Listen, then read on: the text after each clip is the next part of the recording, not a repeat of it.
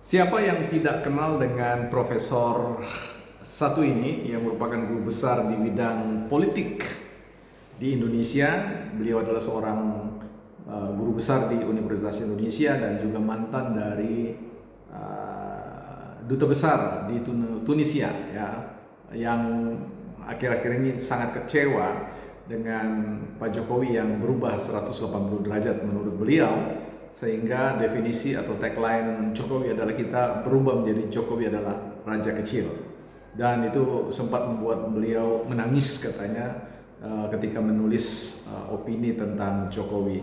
Tetapi yang menjadi menarik, menjadi suatu catatan bagi kita siang hari ini adalah statement beliau dalam sebuah percakapan di media yang diliput oleh media, bagaimana beliau mengatakan bahwa Jokowi tetap cawe-cawe dalam pengertian campur tangan di dalam kabinet atau di dalam masa pemerintahan Pak Prabowo yang dinilai akan banyak mengganggu Pak Jokowi.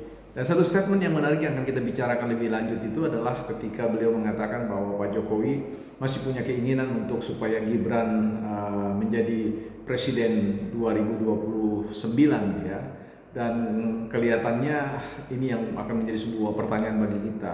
Apa yang salah ketika seorang Jokowi, seorang bapak menginginkan putranya untuk mengikuti jejaknya? Kita akan bahas di Bukan Partai Politik. Baik teman-teman, selamat datang di channel Bukan Partai Politik, channelnya kita bersama, ruang publik deliberatif, di mana kita bisa memperbincangkan isu-isu sesuai seperti isu-isu politik, ya, di ruang media sosial ini, tentu dengan suatu penekanan membangun sebuah argumentasi yang bernalar, ya. Saya kira itu catatan awal saya, dan kita akan bicara tentang pentingnya apa yang disebut dengan cita-cita atau impian seorang Jokowi yang hari ini kita tidak lihat dalam konteks posisi beliau sebagai seorang presiden, tetapi sebagai seorang ayah.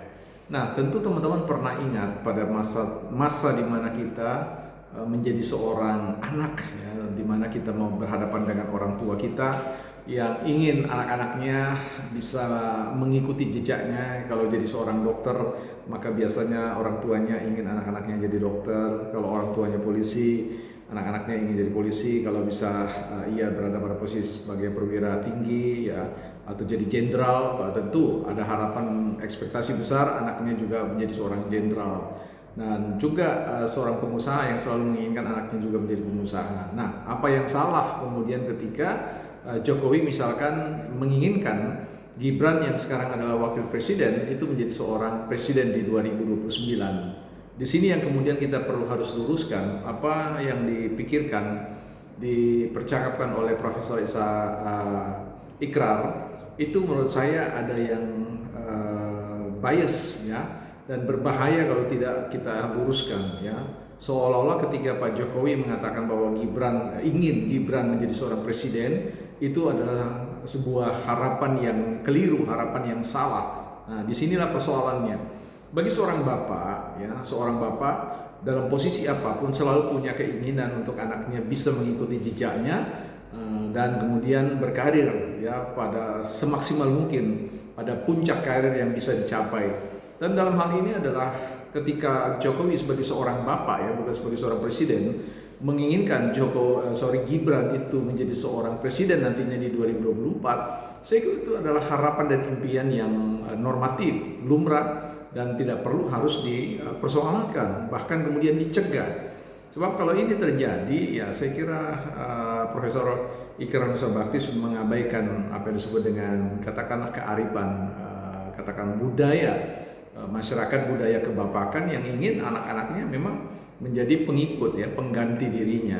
Nah, jangan sampai dengan statement-statement ini seolah-olah seorang bapak itu tidak boleh membuat anaknya menjadi seorang gubernur, sebagai seorang pengusaha, sebagai seorang menteri, apalagi sebagai seorang presiden.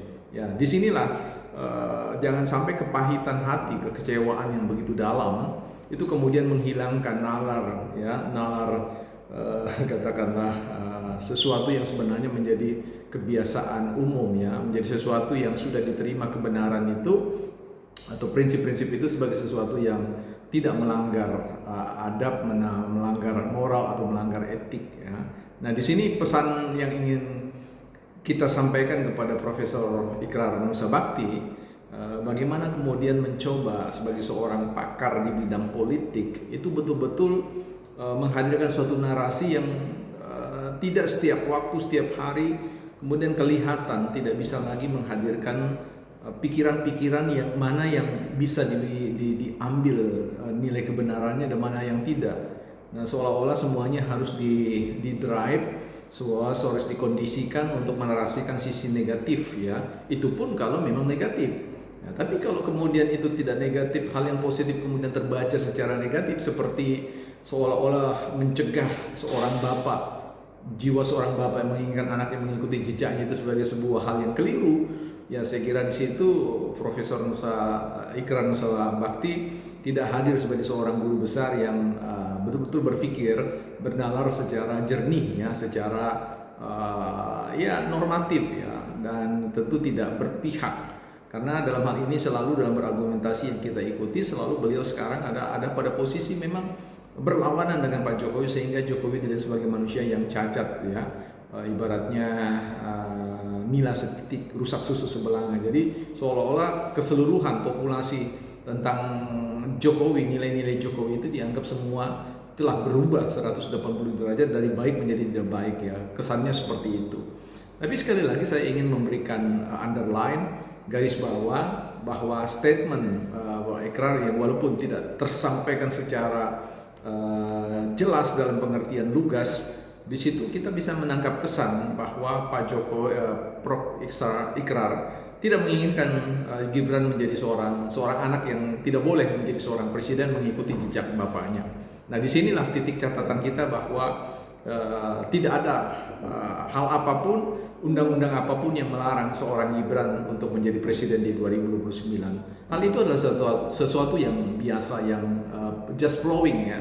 Ketika beliau terlibat di dalam sebagai wali kota, kemudian wakil presiden, dan kalau kemudian peluangnya adalah sebagai presiden dan rakyat memilih, ya saya kira tidak ada sesuatu yang salah dan keliru di situ. Dan buat saya, Jokowi tidak keliru sebagai seorang bapak ya, sebagai seorang bapak yang menginginkan anaknya mengikuti jejak orang tuanya, dan ini sebagai sesuatu yang membanggakan ya, sebagai sesuatu yang menginspirasi dan memotivasi anak-anak kaum bapak di seluruh Indonesia, bahwa seorang bapak yang selalu ingin anaknya sukses seperti dirinya.